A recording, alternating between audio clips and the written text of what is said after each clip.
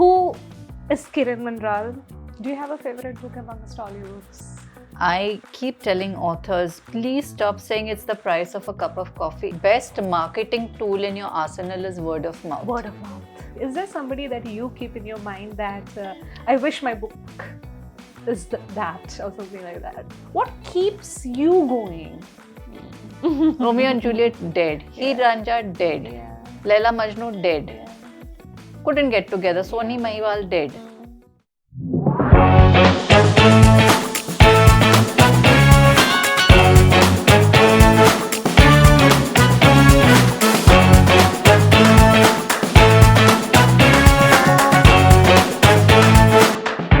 The Next Show by Naghma. Hi everybody, welcome back to another episode of The Next Show by Naghma. And today with me I have an author who I'm very proud to have as a guest. She's somebody who I've been stalking for almost the last 1 year. We met here once, like literally just a year ago. And since then, I don't know, I've been behaving as if I've known her for an entire lifetime. An ex-journalist, a podcaster herself, a best-selling author, and many, many, many more things. With me, I have today Kiran Manral. Hi Kiran, how are you and how is it being in Delhi? Thank you for inviting me, Naghma. It's been lovely. I am a little underwhelmed by the cold so far, but you're promising me it'll get colder, so I'm living in anticipation. It will. You'll need your jackets by evening, hopefully. Hopefully. I've been needing it. So yesterday I went for an event. I think I was in the same attire, and in the name of fashion, I did not carry extra jackets. So I came back around 7:30, and I'm coming in a Rapido. Oh God, I regretted my decision. Okay. It was so cold. I am living in hope now.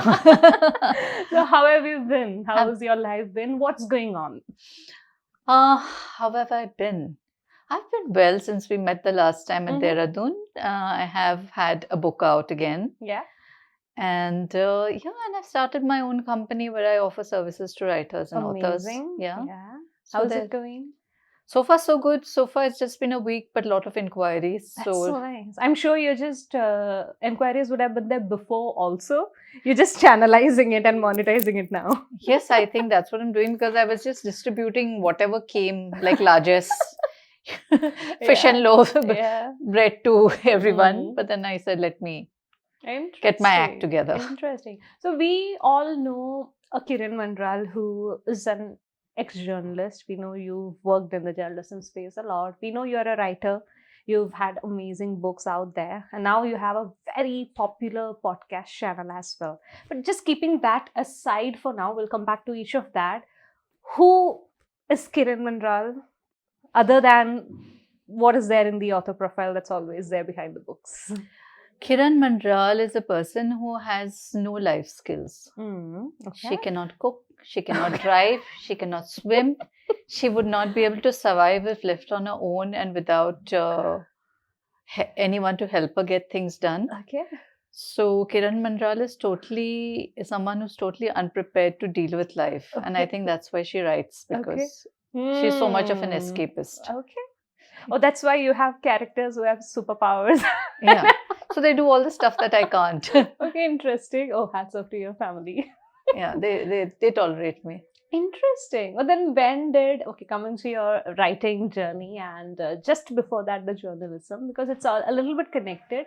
When did these start? So actually, Naghma, if you ask me, my writing journey actually began much before journalism because I was always writing as a child, and I took up English literature because I wanted to write, and then of course you have to earn a living. So then I took up advertising and then journalism. Okay. And I worked at the best places in the industry at the Times of India, at the India Today Group, at Asian Age. Then I got into other stuff. I became an entrepreneur and I had a baby and I took a break. When I had my baby, I began blogging. Oh, okay. So Karmickids, that was my blog. Yeah. It was one of the most popular parenting blogs of India. And I got a huge readership through Karmickids. And they were like, you should write a book. You should write a book. Of course. So I said, chalo, right. And then there was my mother. My mother's another one. Sometimes, bachpan mein, you must have told your parent, when I grow up, I will write a book. So she never forgot that. Oh, nice. So it was like Vikram or Vetal, that Vetal constantly on your back. So Write a book. write a book.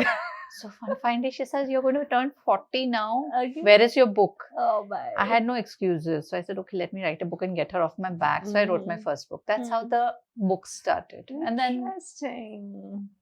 I just continued. Do you have a favorite book amongst all your books? I think the first is always your favorite. Closer to Yeah, heart. The Reluctant Detective. K. Mehra was very much me. It's a very funny book. And then after that, the sequel, The Kitty Party Murder. And now there will funny genre. I mean, comic humor mystery was a huge part of that. Yeah, it's comic mystery. And hopefully I have 2 more books coming out with K. Mehra, Touchwood. I don't know when. Interesting. Then I think when I shifted to the dark side, when I wrote The Face at the Window, I think The Face at the Window is a favorite because it was a completely different jump that I took. Would have challenged you as a writer also a lot. No, it didn't challenge me. I don't think challenge. I enjoyed it. Because I think I have this comic side and I have this dark side. So I could get to indulge both the sides together. Interesting, yeah. But after The Face at the Window, I sort of completely went to the dark side. Yeah. And people should get a little scared of me if they read my books. They would know my mind is really dark and twisted. Yeah. No, that was true because I knew about researched a lot about your previous books, which has a huge component of humor right in there. And when I read this one, I was like, okay, is this the same author? Because you are looking at 2 different ways. But when you think about it also, if you look at acting as a profession, the same actors do different roles. They can be a villain, then they can be a very cliche, cheesy, romance hero also at the same time. So why can't a writer be? But I admire writers who can stick to a single genre. Yeah. And I think it makes sense because when the reader goes to a bookshelf, they know what to expect, Like this writer is going to write mythology or a political thriller or crime fiction, and I know, or romance. And this is what I'm going to get when I pick up the book, and this is the emotion I'm going to feel, and this is the catharsis I'm going to get. Fine. When my poor reader picks up my book, they don't know whether to be scared or whether to laugh. So it's like, I feel bad for them. But isn't that a good thing? Because this is my personal opinion though, because certain authors who stick to a similar genre, what also ends up is we start looking into the similarities in their book. And this is a subconscious thing. I'm not sitting here to judge the book, but somewhere in the back of my head, I start looking at it like, okay, this book, okay, this is a detective fiction or this is a mystery.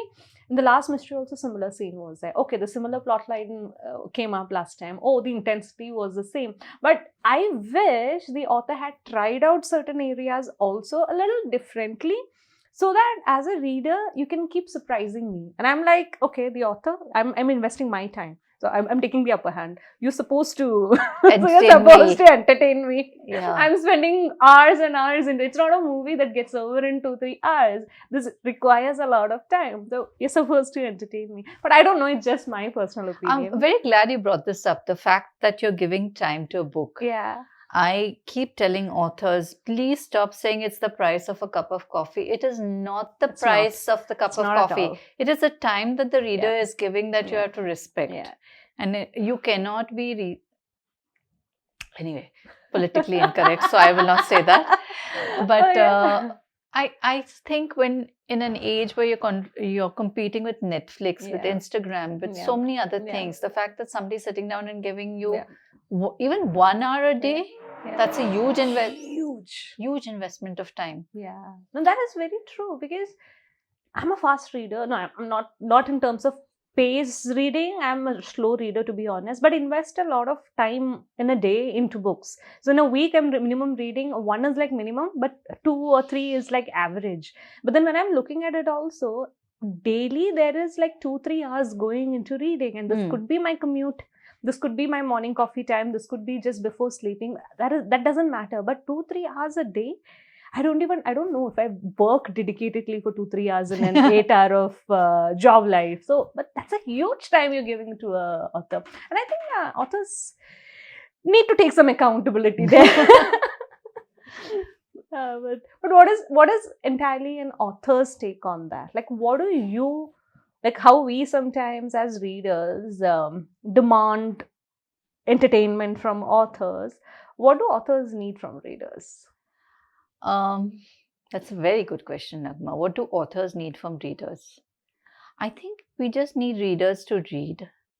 I am perfectly happy if a reader does not like my book and abandons my book. Yeah. I'm not going to take it personally. Yeah.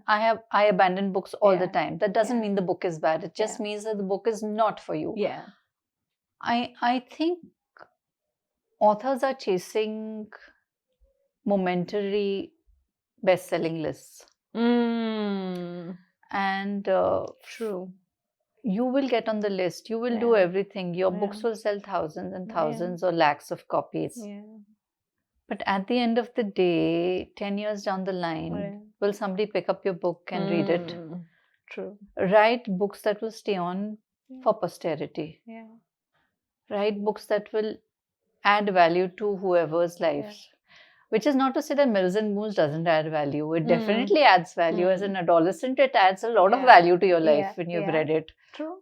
So, Ads did this Twilight series. I was not an adolescent when I read it, but it added a lot of value, a lot of Cullen value. But a lot of dreams in the shape of Cullen. Yeah, absolutely. But having said that, I think I keep telling readers, don't go by the bestseller lists. Yeah. Find the books that appeal to you. Go into stores. Yeah. Buy books from bookstores. Explore. Just go read the back of the book and read 1 or 2 pages inside and see whether you like that and pick it up. It may be a book you've never heard of before, but it may be a book worth reading. Just discover new books. Don't go by what everybody is reading. Just talking about that, I love it when somebody recommends me a book, especially telling that, Naghma, I think you will like it. So it's not from the bestseller title. And I love recommending it to people also. Like for one particular person, depending upon what we talk about, it's not even about their reader list. It's about what we talk about and what I feel like, okay, this could actually click with that person. I send it to people also. Dude, I think you should try this out. Like out of the blue, I message people like that. And I think, okay. They're like, okay, I trust your recommendation. Let me try it. And most of the scenarios, it came back, oh, this recommendation was good. But I think recommending a book to somebody like this helps you discover a lot of books. Like books I never would have dreamt of that I would have picked up otherwise. Thanks to the recommendations I received, I picked it up. Because everywhere else is misleading. Absolutely. I have a pact with a friend of mine. We are book exchange friends. Okay. So every few months, couple of months, she sends me a book that she has loved and I send her a book I have loved. And thanks to her, I've discovered authors I have never read before. And vice versa, I think. And I always keep saying, Naghma, okay, the best marketing tool in your arsenal is word of mouth. Word of mouth. Nothing can beat that. If nothing else is sustainable. Yeah. Nothing else has that value. Yeah. True. I mean, what do you trust in these days? You can only trust word of mouth from somebody who is a good reader, who has a discerning taste in reading. Or whose taste matches yours. It may not even be discerning. Yeah. Interesting. So when I started making content on Instagram, recommending videos, initially I used to make random content on anything. Like whatever books that I have, or sometimes when review copies come in and things like that, I used to make content thinking that, oh, this is a book and I should talk good about the book. So my mind was only around I should talk good about the book. So otherwise I'm doing injustice. This was my only thought process.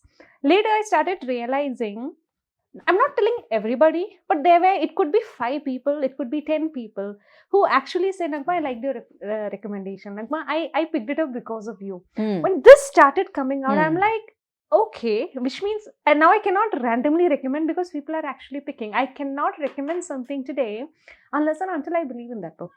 So if somebody even sends a review copy or something like that now, I immediately check with them, dude, are you expecting a 5-star review? If not, please don't send. Because I don't think now, I used to do that, but I don't think I can do that anymore. Because once I realized that people are believing recommendations, I think you need to start taking accountability.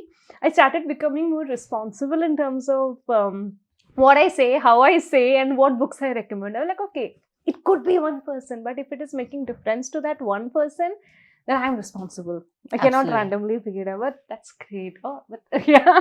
That's very interesting. Completely resonate with that. What is your favorite book? What is my favorite book? Yeah. Such a There loaded could be a question. lot, but then still something that always stayed. I don't think I have favorite books, except for I think Murakami's Norwegian Wood, which I keep going back to over and over again. There's Jane Eyre by Charlotte Yeah. Bronte, which I keep Yeah. going back to. There is Stephen King's Carrie, which I I adore. was expecting Shining. But yeah. Carrie, I adored Carrie. I like Mm. Shining. I liked. I mean, Mm. he's a masterclass in Yeah. writing. But Carrie is about that girl at the cusp of Mm. adolescence trying to find herself with these Yeah. powers. I think I read it at a time when I was also an adolescent. So Mm. that resonated Connected with me, and I better, wish I yeah. had her bloody powers here. But which is why people have unfortunately- powers now. yeah, unfortunately. Just like, but anyway, Yeah. Oh, tough luck. interesting. Yeah. Then all of Terry Pratchett, all of Mm. P.G. Woodhouse, Mm. all of Irma Bombeck, Whoa. then Kazuo Ishiguro's Never Let Me Go and The Remains of the Day, Oh my god, that's a lot of good titles. and Isaac Asimov's I, Robot series, Arthur C. Clarke's Interesting. works. Now I like Cixin Liu. I like Blake Crouch. Okay. So it's a mix, of popular fiction and Yeah. classics and Yeah. humor and scary stuff. Interesting. So it's Just yesterday, I was confessing to somebody that even though I have like a huge box set of Murakami books back home, not here in Kerala, I don't know when I bought it, I never read a single Murakami till date. I envy you to read Murakami for the first time. Recently, like 2-3 days ago, I put out a reel recommend to me a book that you wish you're rereading for the first time, because I want to add books to my TBR and I'm looking out for good titles and not popular titles. People literally were talking about Murakami, and when I told that I never read Murakami, people were like, I'm so jealous of you. I was like, okay. I don't know why I never picked it It's up. I very just never got to it. Yeah. Read Norwegian Wood first. That's a very The book visceral is book. huge. No, it's not very huge. His ICQ 84, I forget the title. Oh my That's God. even huger. That like you can kill somebody. If somebody comes in burglar vagera, just hit on the head dead. I have books for that. Yeah. But yeah, So- very interesting, guys. So if you wish your writing style can be similar or as good as somebody. I mean, you always have role models, right? Is there somebody that you keep in your mind that I wish my book is that or something like that? So let me be honest. When I started The Reluctant Detective, it was very PG Woodhouse. Okay. The whole like sentences that run into Yeah. paragraphs Yeah. and the English and Yeah. everything is very PG Woodhouse. Karmickids is very Irma Bombeck. In fact, one reviewer called me the Bombeck of Bombay. Oh, really? Nice. Oh, that's honor. That's an Very honor. With The Face at the Window, I got called the pioneer of Himalayan Gothic by a Times of India reviewer. Interesting. So, yeah, you stand on shoulders of giants. You're constantly imitating until I don't think anybody could figure out what this book is, and I've not got called anything.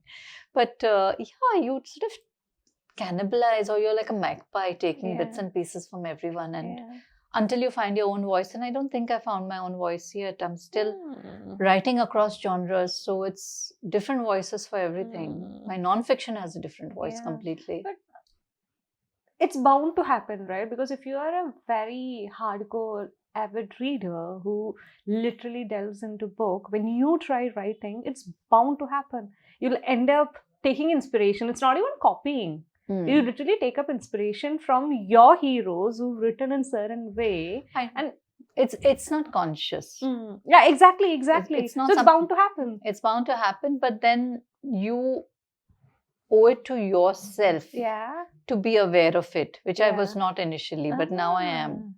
Okay. I am very aware of the fact that, okay, now this is sounding too much like XYZ.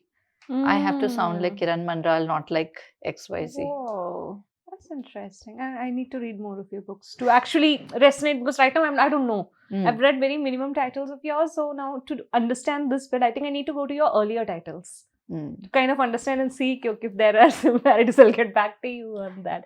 But that is great. But once your author journey started, I'm sure journalism was a different journey, blogging was a different journey. But once you wrote your book and you stepped into with that chime and everything into the publishing industry, how has it been for you, and how has your world changed? No. I'm still making tea in the mornings. Yeah. I'm still making dabba for my son. Nothing has changed. Okay. I'm still writing in the middle of chaos in the house. The only thing that changed is maybe some people have read my books. A few people have read my books. Nobody in my building complex even knows that I write books.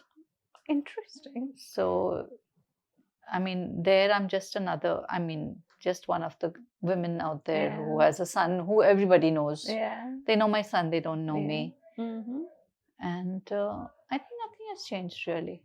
Has your perception about writing changed after getting into publishing? I think publishing has a lot of gatekeeping which they need to do away with. Okay. There is so much resistance towards anyone who doesn't fit into certain parameters. Agreed. There is that. I have been lucky, but on the other side, having said that, fine, there is resistance, and people with a certain whatever, who tick off the right boxes, they get that initial boost. At the end of the day, if your writing is damn good, nobody can stop you. Exactly. So don't look at all the glamour, don't look at all the hype, don't look at the one book wonders who come out and are like, the flavor of the season. They're getting hyped up for a certain reason. They're the whatever. But see the sustainability. See what they produce at the end of it all. And just focus on writing the best book you can. That's all. And you don't need to be out there. You don't need to be, pushing yourself. And yes, when your book comes out, you have a duty to market it. But just about to ask that. Yeah, you have, you have to do that. I don't do it, but I recommend people do. But, this whole circus of being out there and being seen and networking and knowing the right people, bullshit. You have to know your readers. That's all you need to know. Okay. Interesting. So, people are going to hate me after this. I was about to ask. I'm trying to figure out where to put these questions from. So I'm trying to understand are you trying to say that if you put in the best book out there, the book could be recognized without marketing? Look at Banu Mushtaq. Look at Gitanjali Shri. Had we ever heard of them before they won the awards? Not at all. Were they marketed? Not at all. But isn't that the strength of the award? But the value of the work got them the award, right? That is, of course, there. That's all I'm saying, right? Do the best work you can. Not today, not tomorrow, but eventually you will get something, even if your book hasn't been hyped. Okay. As a marketer myself, I'm not able to digest that information. I cannot agree to that. No. You market a book, you want it to sell, you want the money to come in. Yeah. That's a very valid reason. Yeah. I'm talking purely in terms of the craft. Yeah. Which I completely agree at the end of the day. And when you were talking about how invested you are into that writing a beautiful book, I was actually thinking also, I wish every author tells that. Because yes, a good fast-paced contemporary fiction is great for my metro ride or my flight. But if I need to feel satisfied, I need a proper. You cannot read this on your ride. It's not happening. That's why I've been very slow with this book. But I enjoy reading books which makes me read it slow, which means I'm investing my mind into it. Otherwise, it's a fast-paced. It's like watching Friends on your TV throughout the day, over and over, multiple times. And it's one of the best shows. I agree, and I love it. But then I don't need to put my brain there. And you won't be remembering Friends. But you will remember a Frankenstein. Oh my God, that was crazy. Last night I was watching it and But Friends has its own value. I still love it. I'll still go back to it. You need a Friends. Yeah. And you need a Frankenstein. You need both. Yeah. So, decide. I need both. I literally need both. It's a mix. We all do. Like once after this, You'll need a light read. I need a light read, and after that, I'll go back to something else. Then once your mind is so filled up, I need a nonfiction, because then that is like, okay, now I don't want to do imaginations anymore. Let me just grab data. That's exactly how I write. Interesting. That's exactly. I'll do an intense book, I'll do a light book. I'll do an intense book, I'll do a light book. Yeah.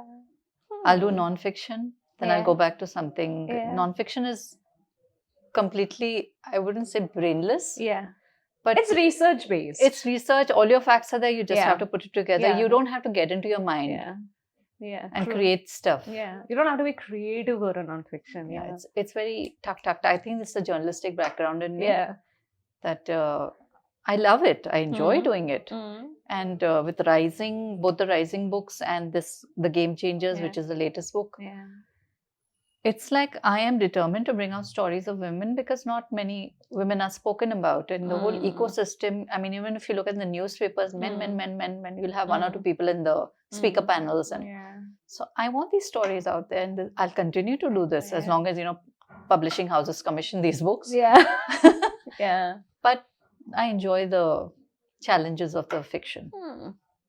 Interesting. What's your writing routine like? Do you There's have no a routine? There's no routine. Yeah, exactly. There's no routine. The computer is on. I come back from the gym at around 6:45 in the morning. The computer gets switched on. Yeah. Then it gets switched off in the night at around 7:38. Okay. In between, how many coffees get consumed? No, just 2. Oh, okay. Good. Just 1 actually. Before going to the gym in the morning. Okay. That's it. Nice. If I'm going out, then I'll have coffees, but not at home. If I'm at home the whole day and writing. Do you write daily? You try to? So it's not always writing. Yeah. It's revising, it's editing, it's research, it's proof reading. Yeah. It's a variety of things, but I am with my work every single day in whatever form. So just because you told about that, what does it mean in today industry in India, in how books or publishing industry is seen generally? What does it mean to be a full-time writer? And can you survive? No. What do you do? I mean, in general, not like technically what do you do, but what do you suggest? Honestly, you can be a full-time writer if you have generational wealth. If you have a day job that supports your ambitions. If like Harper Lee, you have kind friends who will sponsor you for an entire year, so you can take the year off and write. Or if you have a husband like me who says, but paise ka hai? Okay. तुम publishers के लिए charity कर रहे हो कि क्या कर रहे हो? Where are the royalties? क्या है ये royalty statements क्या है? So sometimes they like you actually get money back. Yeah. But most of the times it is like, do I owe you money now? What is this? What is this situation? Yeah. I can't figure it out. Yeah. Or you can definitely, I know authors who make a lot of money. We know of J.K. Rowling, who has bought castles in Scotland. But castles in Scotland are very cheap. Everybody can buy them. That's a 1 in a million kind of a scenario. Or there's a Chetan Bhagat, there's an Ashwin Sanghi. Yeah. They've made money off their books. So there are people who make money off their books. It's not to say that you can't make money off the books, but this is not like Bagban or something where you write a book and it becomes a book bestseller and then you suddenly are filthy rich. No, वो नहीं होता है. Every movie you see is an author, some random person writes a book and a publisher picks it up and gives some millions and millions of dollars of advance. नहीं होता है. You have to beg and plead and grovel for your advances. And you're putting in, for this book I put in 4 years of work. Wow. Okay. It's a let me not be humble, and it's a damn good book. It is. It's a damn good book. But I wouldn't say it's going to make me a lot of money because this niche is so small. It's a very niche book. Even I felt that. And we don't have so many fantasy writers, fantasy readers out here in this country who will read dark. So, The Moon in the Lining of a Skin, for example, it's a very niche book for Indian readers. Dark fantasy set in an Indian context with female lead characters. I wouldn't say women because not all of them are human women. Yeah. So that's why I'm using female. Otherwise, I have this umbrage about saying female for women. So with the female lead characters, very feminist fiction. We don't have many takers for that here. So while it's a damn good book, I don't think it will get me the kind of royalties that I can buy a penthouse in Bombay with. So interesting. No, honestly, when I put out like my review, I told about this book being very underrated. And I meant every word of it. That's very kind of you. When I read this book finally, I mean, honestly, I've been keeping away reading this book because I was waiting for when we will meet. So whenever our podcast will happen, I wanted to ensure, because if I read it way too early, I'll forget a lot of stuff by the time the interview has to happen. And I knew I wanted to have the interview with you. So I was like, okay, I'll read it closer to the interview. And once I read it, I realized, oh my God, this book is beautiful. It's so nicely written. I'm talking about the craft here. I'm not talking about, because I haven't finished. I'm just halfway through it. I haven't finished. I'm not talking about the storyline. I'm not talking about the plotting. I'm talking about the writing. It was so beautifully written. But as you said, I also felt that there are not going to be many takers for this. Firstly, it's fantasy. And I'm trying to explore more fantasy in India, and I'm like, oh, for 1 year this book was lying on my bookshelf and I didn't know that this could be a good potential book that I could look into. But it is clearly underrated. Thank you. I mean, it is, guys, it is. I'm going to take this clip out and put it everywhere. I've already given you a video, so that's a different thing. But then as an author, what keeps you going? Because you know this has a niche. You know this is not going to get you 4 years worth of royalty, because like you said, a book may be $2.99 or $3.99, which is the price of a cup of a coffee, but that's not the price that you're paying. For the reader, it's hours and hours of investment that I could have done multiple others. I could have made freaking millions in that number of hours that I invested. So as an author, the 4 years is a huge time. So what keeps you going for the next book, where you know you're going to take another 3 years, but I know this is a niche? It's reviews like yours. Okay, thank you. Honestly, it's just that. It's just that when a reader comes to me and says, I loved your book. And it has to be someday I don't know at all. Friends and family will come and say, I loved your book, and they haven't even touched it. Yeah, they're meant to tell it. So then I will ask a trick question to see if they've really read it, and they've not read it. And it's okay. I'm like, jhoot kyun bolte ho? Yaar, khareed liya na, bas theek hai, koi baat nahi. That is also sweet enough. You've added to my royalty. That's sweet enough. But don't lie to my face and say, I loved your book when you've not read it. It's fine. But when somebody I don't know at all comes to me and says, I loved your book and I love this character, and somebody mails and writes and saying, the ending haunted me, because I have a lot of unresolved endings. In the Face at the Window, Missing, Presumed Dead. All my endings will be unresolved. And they will say, what happened? And I will get 5 different scenarios in the email from random readers somewhere. Some girl from Rohtak mailed in with 3 different possible endings for for Missing, Presumed Dead. What happened? I need to know what happened. Write a sequel. I said, I don't know what happened. I leave it to you. So that makes me feel that maybe, somebody really feels something when they read my book. I think we're so deadened by daily life, and if something makes you feel something, then it's good. And if I can make somebody feel something, why not? Interesting. So is it conscious that you're not giving a full-fledged conclusion to the reader? For the dark books, yes. Because they should linger in your mind. Something unresolved always lingers. Like I always give this example of all the great love stories. Do we remember the love stories where they got married and lived happily ever after and fought over bed towels on the bed and all? No. We remember the love stories where they all died. The Notebook. Romeo and Juliet dead. Heer Ranjha dead. Laila Majnu dead. Couldn't get together. Soni Mahiwal dead. Couldn't get together. I mean, maybe one survived, one died, whatever combination, permutation. But end of it is when something does not reach completion. That lingers in your mind. And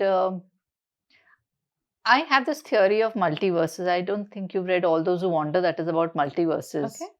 Okay, add it to my mental PBR. It's like there are possibilities to everything. One decision can take you into many directions, and whatever direction takes you, live out those lives. So what could have happened at this pivotal point in the character's life where I chose to end the book? Where does it go from there? Okay. And I want the reader to mull over that. We have too much of neat endings. Yeah, I mean, that is true also. See, as a reader, earlier, I always wanted proper conclusions. Like, I wanted to have that ending proper so that I know, okay, now I'm satisfied. But somehow, in the last few years, on the last, I don't know, few books, I would say, I'm not putting a timeline to it, but in the last few books, I started feeling like a little open-ended endings is the sign of a good, intelligent writer. Oh, I feel that because as a reader who likes spending your time in the world of books, I'm more now open to bring out what I want because my imagination was working all this while. So here at the ending, now I am free to build the world in the way that I wanted it. Am I a dark-minded, twisted person? I'll make it like that. Am I a cliche, romantic, cheesy person? I'll make it like that. It doesn't matter, but I'm free to do that. So recently, with the last few reads or last many reads, I feel like that's more liberating. I'm glad you feel that way. That's a sign of an intelligent reader. Yay. I think my level of reading kind of became better, I would say. Like, I'm more picky and I invest better time into quality content than just picking up trends. I think in the last, maybe like 3 years ago, 4 years ago, I was a trend reader. What is selling, what people are talking about, I used to pick that up. But yeah, I used to read. Now I'm more choosy in terms of, no, I want to explore this author. I want to go deeper into this genre. Areas that I'm not comfortable. I'm not comfortable with fantasy, to be very honest. I was never comfortable other than Harry Potter or Twilight series or few those books I'm okay, but where that entire world building was happening, I was not fully comfortable with that. Now I'm exploring that. I'm like, okay, I need to, because fantasy authors, they think a lot. They have more creative energy in that than any other genres that you can think of. And so science fiction.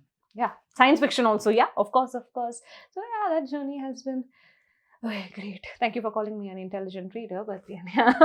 So I was now, coming to your podcast.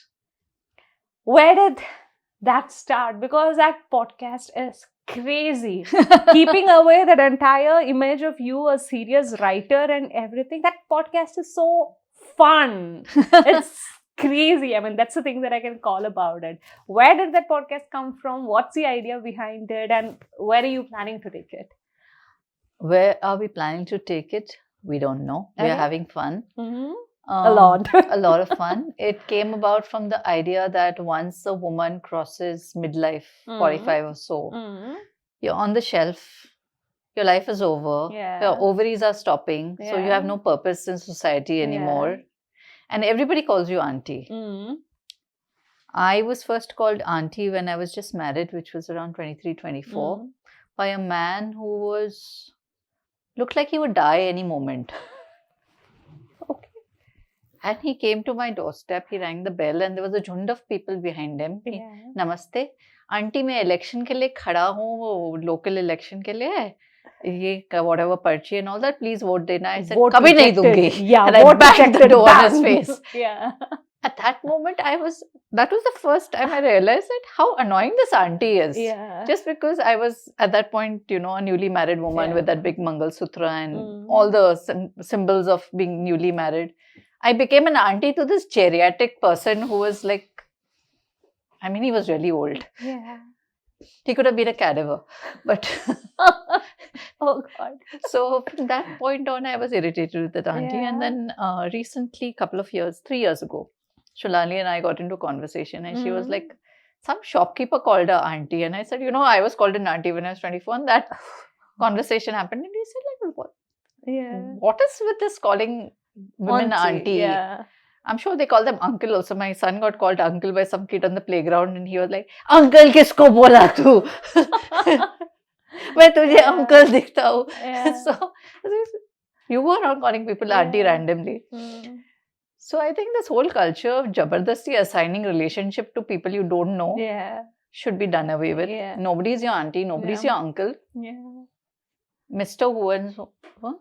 True. Sir, ma'am, Yeah. bus. Yeah. And that's how this conversation began, and we decided we had a lot of things to talk about. And it was basically a conversation between two of us. Now we have a guest. Yeah. The format has changed slightly, and we are having conversations with guests. It's fun. It's great fun. Do you get vulnerable when you're in your conversation? Because I've watched few of the episodes. Yeah, damn funny. And you guys don't have a filter. No, you guys talk. Like, you literally pour your heart out. These are the filtered versions. The unfiltered versions don't happen in the studio. Okay. So, we sometimes you do get vulnerable, because if you have to be honest, then you have to be vulnerable. Yeah. But there is a limit to how much vulnerability you're going to do on a podcast that goes all over, because at the end of the day, you have family and friends, and you don't want to be lynched when you go home. Yeah, that's true. But congratulations on being the top 75 in the world. Yeah, we're 73 of 100. Yeah. So, and cool. Oprah is 2 places above us. So, I'm very happy about that. That's so nice. And, yeah. Manifestation. God, please. Now, manifestation for sponsors. So, please send sponsors our way. Oh God, our way also, please. We are trying to do something here. But that's really interesting. Is there, like, what is your next journey? Writing, I'm sure, is going to continue. But where is your journey going to now? Purely making money. Enough done with charity. Enough charity work done for publishers. Yeah.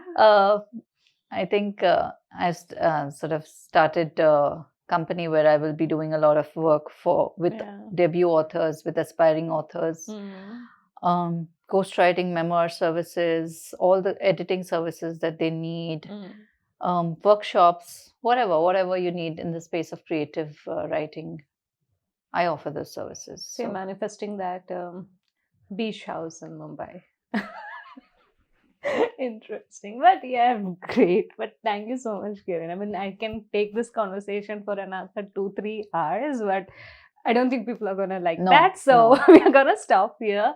But amazing conversation. Thank you so much for being so open about everything that you had to share, and I look forward. I mean, I think as a reader, that's my thing. I really want to go back to a lot of your books and really figure out what exactly were you talking about, because I did not read all the books. But thank you so much for being here today. Is there anything that you finally want to directly share with the listeners, whoever's listening to? Thank you for calling me Naghma, and thank you for following up so persistently, even though I was, flaking, I'm coming, not coming, and all that. I really liked that, the fact that you were so diligent about following up constantly. Anything I would like to tell the readers? Read good books. Okay, read books that talk to you. Don't go by what is being pushed at you by the algorithm on Amazon's, by the bestseller list, by all the hyped up reviews that come. There's an entire ecosystem that hypes up people. Don't go by the hype. Find books and authors you really resonate with. I'm not saying read my books. I'm saying find good authors that you resonate with. There are plenty of good authors out here in Indian writing, in English and in other languages and in translation. Go to the bookstores. Read, demand interesting writers. Don't, most of the bookstores will have, the best-selling, whatever's moving fast off the shelves, and that's an entire chicken and egg situation. Try and break that chicken and egg situation. True. That's all. That's a very good advice. I mean, as a reader, I completely resonate with this. Thank you so much once again, and I wish you all the best with your latest title. I hope it makes some good money for you, and because it has a lot of entrepreneurs in it, maybe some sponsorships coming from some or the other way as well. But keeping those aside, thank you so much for being here today. Thank you for inviting me. I hope to have you here over again soon. Fingers crossed. Thank you, and thank you so much to everybody who's listening, and see you back with another episode. The next show by Naghma.